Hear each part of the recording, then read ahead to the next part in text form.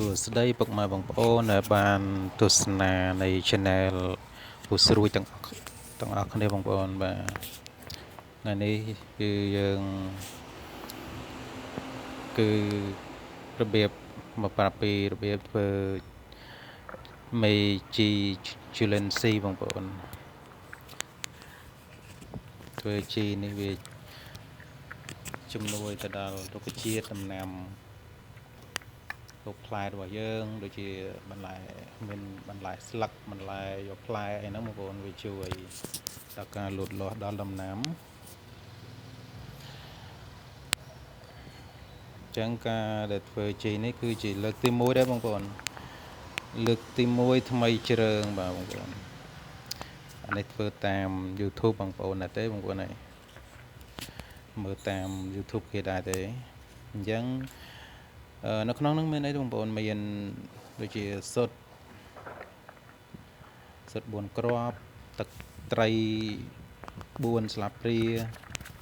និងប៊ីចេង4ស្លាបព្រាបងប្អូនហើយក៏យើង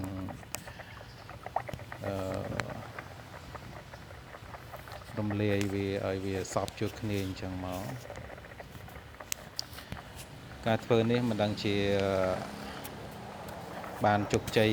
ឬមួយក៏អត់ទេបងប្អូនធ្វើលើកទី1នេះរៀនធ្វើលើកទី1បងប្អូនតែអត់អីទេបើយើងមិនធ្វើគឺអត់ដឹងថាជោគជ័យមិនជោគជ័យទេបងប្អូនហ្នឹងហើយបងប្អូនបន្ទាប់ពីការយើងរលាយចូលគ្នាឲ្យវារលាយសព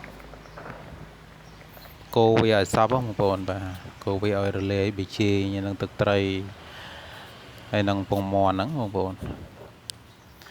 យើងដាក់ឲ្យសពបែបហ្នឹងទៅបន្ទាប់មកគឺយើង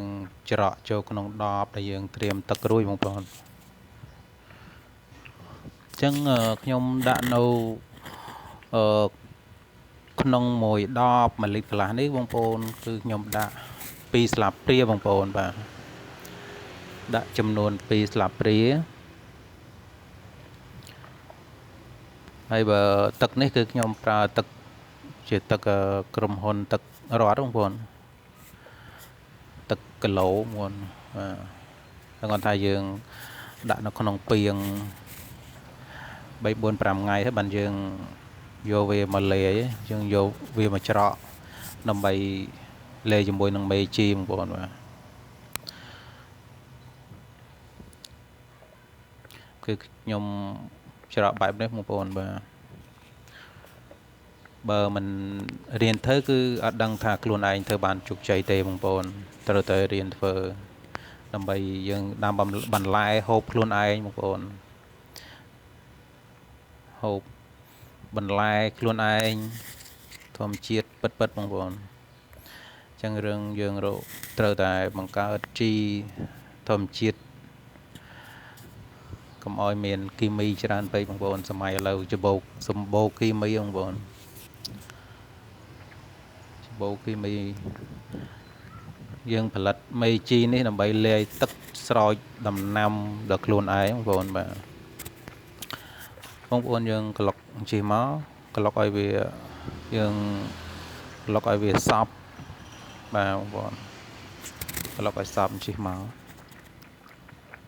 បើយើងមានកដុង5លីត្រក៏យើងដាក់ទៅបងប្អូនពេល4 5លីត្រអីយើងមានទៅស្រួលតែខ្ញុំអត់មានកដុង5លីត្រអីអត់មានទេមានកដុង1លីត្រកន្លះបងប្អូនដាក់ទៅអត់អីទេបន្ទាប់ពីហ្នឹងបងប្អូនគឺយើងយកទៅហាលថ្ងៃវាហើយក្នុងមួយថ្ងៃយើងអាចក្លុកវាម្ដងឬមួយក៏